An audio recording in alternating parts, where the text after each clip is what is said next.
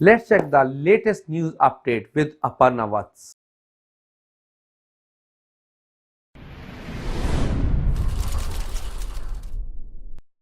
Namaskar. Welcome to Friends World TV. I'm APARNA VATS and here are the headlines today. Pakistan in mind, PM Modi says, don't politicize action on terror. Fact check, Article 35, UN Charter, how India took up Pakistan invasion of J&K. Trump suggests father of India title for Modi. Raveena Pandey, the Indian girl who has petitioned UN against climate crisis. No responsible government should subsidize Iran's bloodlust, Donald Trump at UNGA. Pelosi orders impeachment probe, no one is above the law. 3 maidens in a row, how Dipti Sharma spun a web in India's win over South Africa.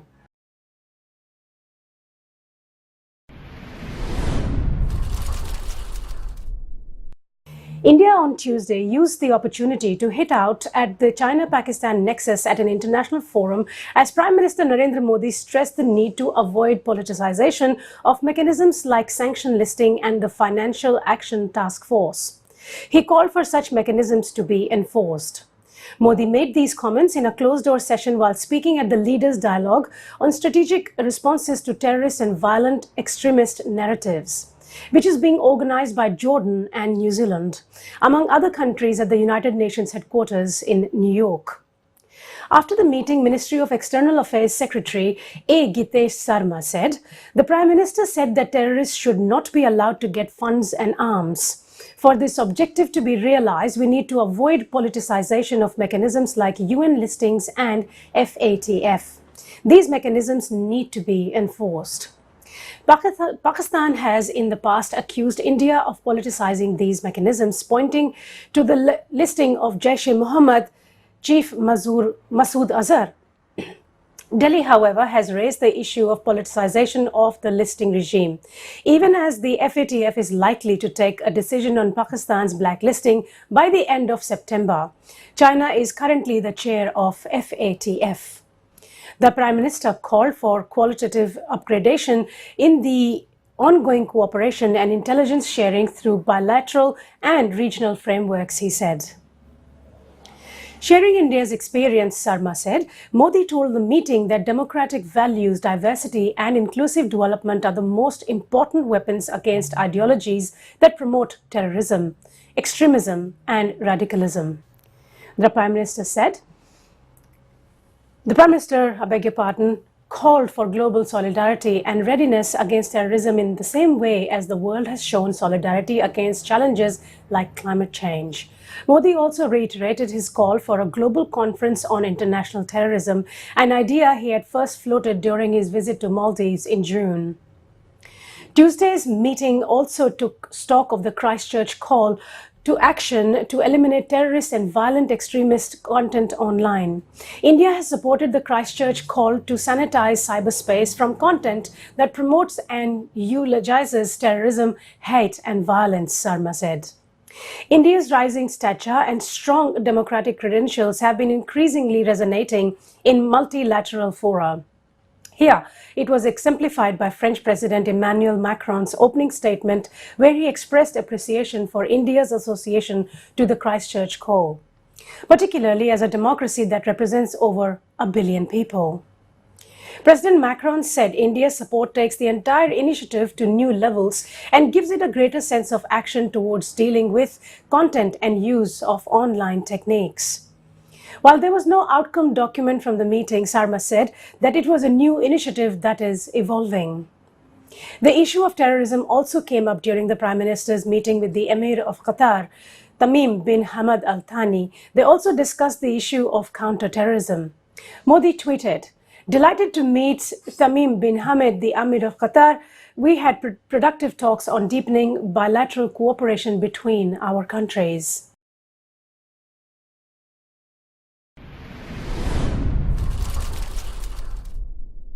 In Mumbai on Sunday, Union Home Minister Amit Shah held India's first Prime Minister Jawahar Nehru responsible for the existence of Pakistan Occupied Kashmir, as he had declared an untimely ceasefire to the hostilities after Pakistan had invaded Kashmir in October 1947.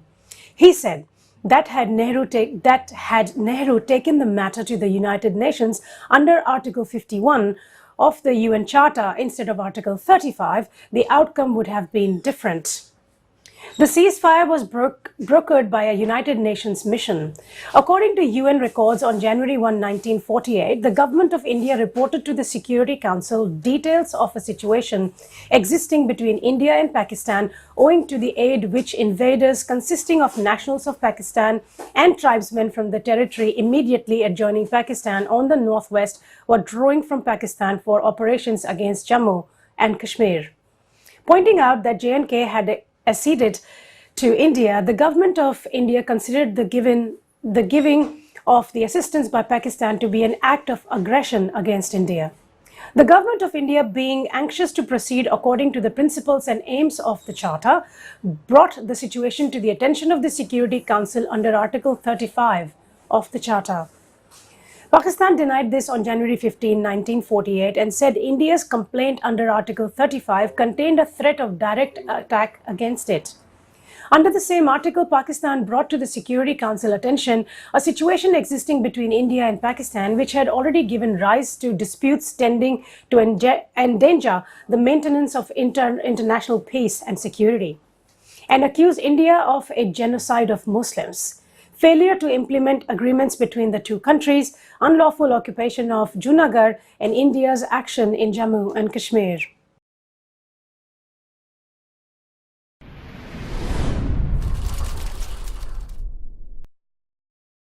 President Donald Trump is suggesting that Indian Prime Minister Narendra Modi be known as the father of India because of his success in uniting the nation. Trump had nothing but laudatory words for Modi as the two met Tuesday on the sidelines of the UN General Assembly for their second meeting in 3 days. Trump had traveled to Houston, Texas on Sunday to join 50,000 Indian Americans in a big Texas welcome to Modi. In his meeting with Modi on Tuesday, Trump took note of how Modi was cheered in Texas by members of the Indian diaspora, saying it was like Elvis had returned. Trump says the US and India are close to signing a trade agreement that would set the stage for a more comprehensive deal down the road.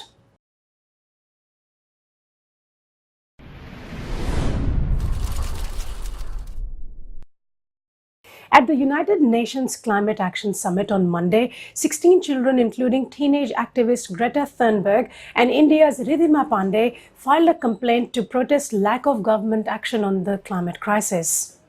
The child petitioners, aged between 8 to 17, allege that member states' failure to tackle the climate crisis constitutes a violation of child rights. The complaint was filed through the third optional protocol to the Convention on the Rights of the Child, a voluntary mechanism which allows children or adults on their behalf to appeal directly to the United Nations for help if a country that has ratified the protocol fails to provide a remedy for a rights violation. In addition to Thunberg, children from 12 countries are a party to the complaint. Among them is India's Raveena Pandey. Hailing from Uttarakhand, Pandey says her mission is to save the future. I want a better future. I want to save my future. I want to save our future. I want to save the future of all the children and all people of future generations. Her bio on the website of Children vs. Climate Crisis reads, in 2017, she had filed a case against the Indian government for failing to take action against climate change. In her petition, filed through her legal guardian, Raveena had contended that India is one of the most vulnerable countries to adverse climate change impact and had asked the court to order the government to assess industrial projects for climate-related issues, prepare a carbon budget to limit carbon dioxide emissions, and create a national climate recovery plan. For someone so young, she is very aware of the issue of climate change, and she is very concerned about how it will impact her in the future, he said. She wanted to do something that can have a meaningful effect, and we suggested that she could file a petition against the government, he told the Thomson Reuters Foundation. The NGT had disposed of the plea, saying climate change is already covered under the Environmental Impact Assessment, and had said the authorities acting under the Environment Act 1986 have to perform their obligation of impact assessment as per statutory scheme, which has not been challenged in the plea.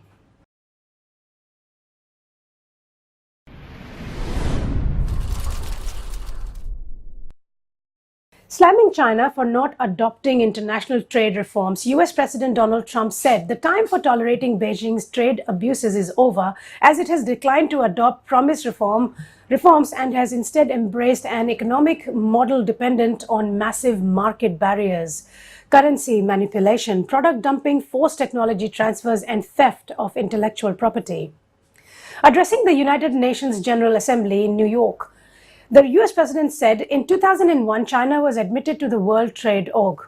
Our leaders then argued that this decision would compel China to liberalize its economy and strengthen protections to provide things that are unacceptable to us, he said. And for private property for the rule of law, decades later, this theory has been proven wrong. Trump said WTO needs drastic change given China's actions on trade. WTO needs drastic change. US lost 60,000 factories after China entered WTO. This is happening to other countries all over the globe. WTO needs drastic change. Second largest economy in the world shouldn't be allowed to declare itself a developing country in order to game the system at others' expense. Coming down hard on Iran, Trump said all nations have a duty to act against Tehran and no responsible government should subsidize Iran's bloodlust. He said the US has imposed the highest level of sanctions on Iran and will be further tightened. His comments came in the backdrop of flaring tensions between Iran and Saudi Arabia. The Saudis say Iran was responsible for an attack earlier this month on 2 oil facilities in the kingdom, which Iran denies. As long as Iran's menacing behavior continues, sanctions will not be lifted. They will be tightened. For 40 years, the world has listened to Iran's rulers as they lashed out to everyone else for the problems they alone have created, Trump said. In his opening statement, Trump said the future belongs to patriots, not globalists. Trump says the future belongs to sovereign and independent nations who protect their citizens, respect their neighbors, and honor the differences that make each country special and unique. Delivering a robust defense of his tough immigration policies, Trump said everyone has a right to protect their borders. We have taken a very unprecedented action to stop the flow of immigration. Anyone crossing the US border will be sent home, he said. Trump told the UNGA that the sovereignty and security of all nations is threatened by uncontrolled migration and loose border controls. He warned other world leaders of what he calls a growing cottage industry of radical activists that is promoting open borders. Trump said, those who do so threaten human rights under the cover of championing social justice. The Republican president said those policies are not just, but rather cruel and evil.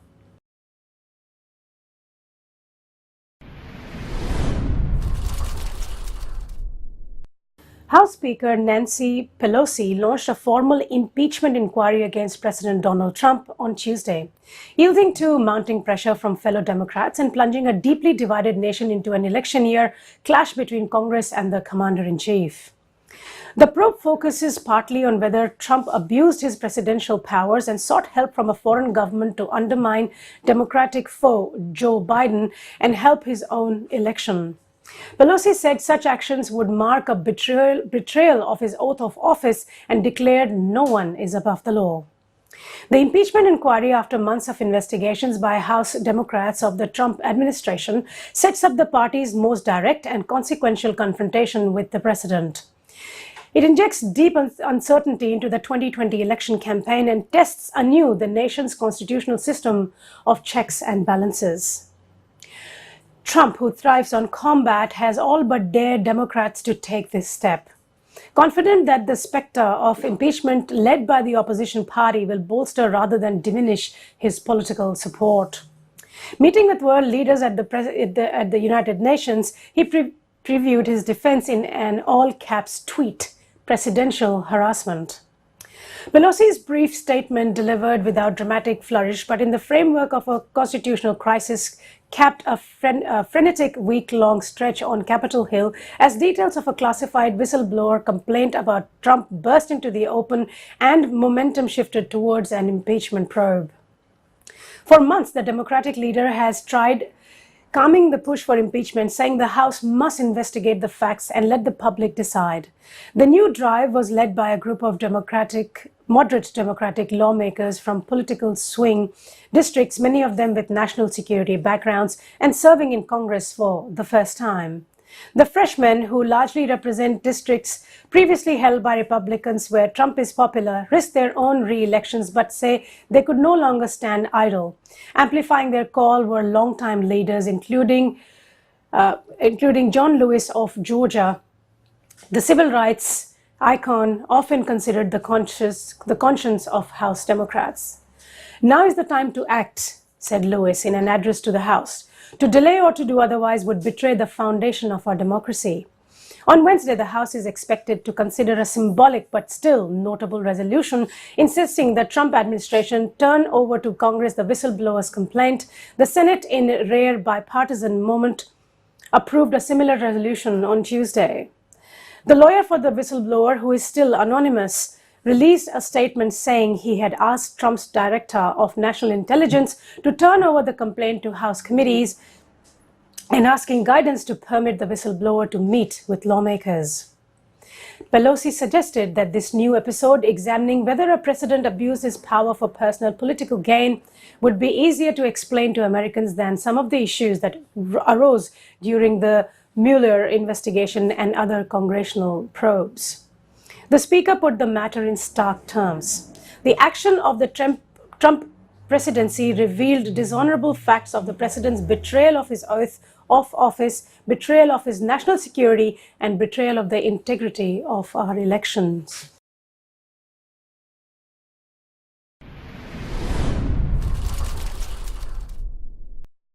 To sports now.